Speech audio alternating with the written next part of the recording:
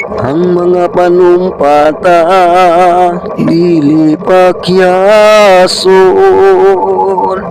ug ang mga saanta atong tumanon.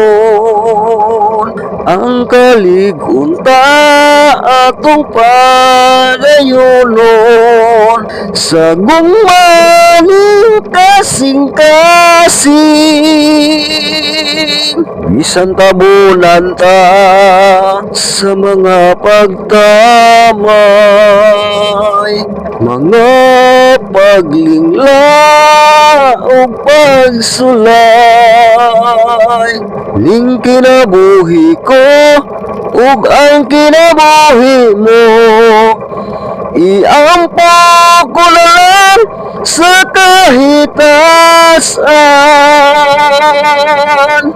Bisan tabunan ta sa mga pagtamay, mga paglingla o pagsulay.